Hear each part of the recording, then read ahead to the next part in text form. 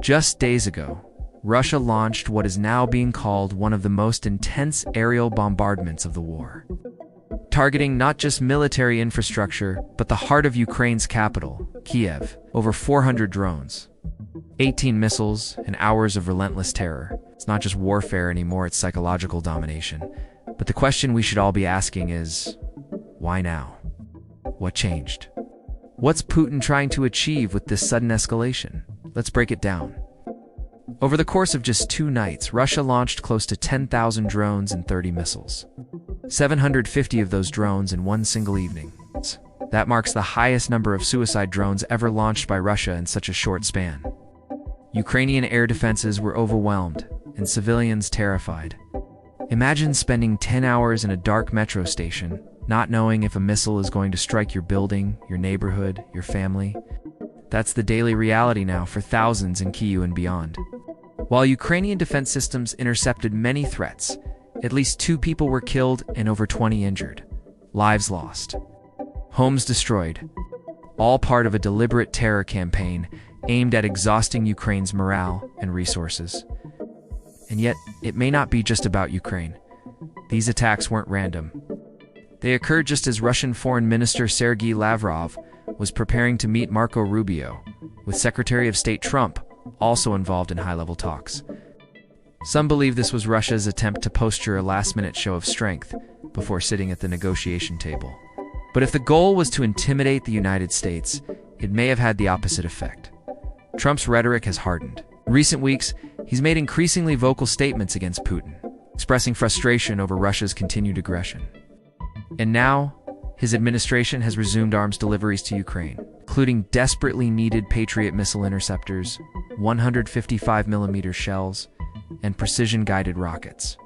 This isn't just political theater anymore. Military support is flowing again. While NATO is scaling up defense budgets, with member states pledging up to 5% of their GDP, Russia just announced a cut in military spending, its first since the war began. You heard that right. After boosting its defense budget by 73% between 2022 and 2025, the Kremlin now admits it can't keep up. Why? Because despite the propaganda, Russia's economy is far from robust. Outside of major cities, living standards often resemble those in struggling post-Soviet republics. Its GDP per capita adjusted for purchasing power is well below developed countries. This is a country punching far above its weight militarily. But now, the financial cost is catching up, and here's the twist. The spending cuts won't hit weapons or ammunition, at least not directly. Instead, the Russian military will reduce social expenses like veterans' pensions, military hospitals, and schools. That's how deep the financial hole is. In the early years of the invasion, Putin had a secret weapon. Russia's National Wealth Fund. Built from energy export surpluses since 2008, this sovereign fund held hundreds of billions, kind of like Russia's rainy day fund. But war is expensive. Really expensive. In just 3 years, Putin spent 40% of the fund's capital, draining yuan, gold reserves, and more. Liquid assets, almost gone. At the same time, the central bank printed money at historic levels, doubling the national money supply between 2022 and 2024. The results? Soaring inflation, a weakening ruble, and economic instability. What's worse, banks are now warning of a looming debt crisis. Non-performing loans are rising rapidly, threatening to blow a hole in Russia's fragile financial system. Make no mistake, Putin has paid a social price for this war. Tens of thousands of families have lost husbands, sons, fathers. Western businesses have left. Consumer prices are up. Daily life has worsened, especially in rural areas. But the Kremlin doesn't care. Because Putin doesn't need votes, he rules by control, not popularity. Still, cracks are forming. Wages are stagnating, real jobs are disappearing, and Russian banks are holding their breath, hoping the next shock doesn't collapse the system. And here's the real danger. This financial erosion could make the Kremlin even more dangerous, not less. Russia's last lifeline? Oil and gas exports. But here's the problem. While Moscow has redirected its exports to China, India, and Turkey, it had to offer huge discounts, sometimes up to 30% just to close deals. Why? because these countries know Russia has no other options. This year, with energy prices falling partly due to Middle East stabilization, Russia's oil and gas revenues collapsed. In May alone, they dropped over 33%. The Kremlin has now raised its deficit forecast for 2025. Bottom line, even the energy war chest is drying up. So what now? Rather than ending the war, Russia is reconfiguring it. The goal: a sustainable, low-cost conflict. Focused on constant drone and missile attacks while slashing everything unrelated to the front. Programs for military families, schools, housing, all are being cut. And with inflation running 7 to 10%, the real impact of these cuts is even greater. It's a brutal strategy. Keep the war going, even if it means your own people suffer.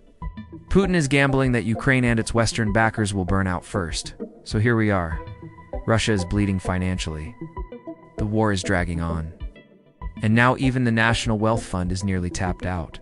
The big question is, how long can Putin hold on? And what happens when the money finally runs out? More importantly, will the West stay firm or blink first? Let us know what you think in the comments. Is this a shift in strategy or a sign that the Russian bear is finally weakening? And if you found this video insightful, give it a like and subscribe for more deep dives into global politics. Thanks for watching and stay informed. Now let's take a closer look. Is Russia truly cutting military spending or just shifting the budget narrative? Many experts suggest this is a cosmetic cut. It's focused on trimming what the Kremlin considers non-essential military expenses, not weapons, it's not operations, but everything else. It's education, healthcare, housing, and veterans benefits inside the Ministry of Defense. Why this route? It's because cutting ammunition or hardware would directly weaken the war efforts, something Putin can afford politically or strategically, but reducing support services. That's easier to sell internally, especially under the propaganda of sacrifice for the motherland. However, make no mistake, even these soft cuts have consequences.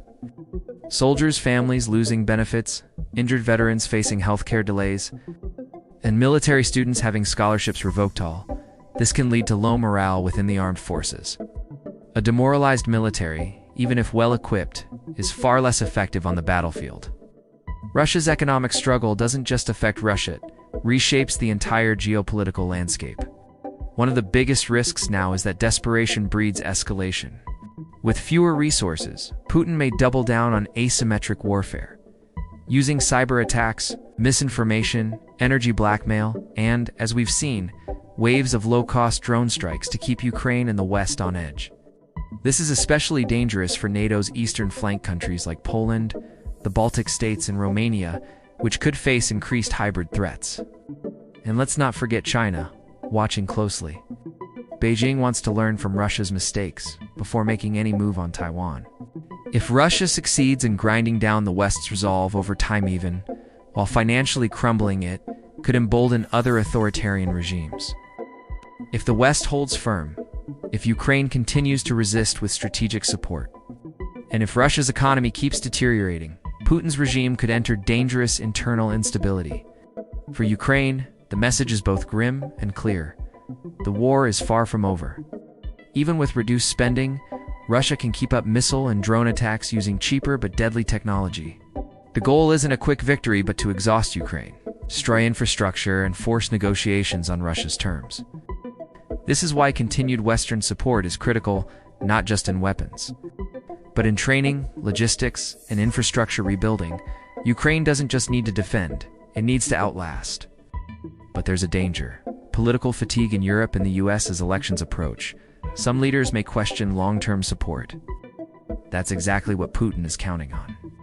So the real battlefield isn't just in Donbass or Kharkiv, it's in Washington, Brussels, and Berlin, where decisions about aid, sanctions, and strategic patience are being made.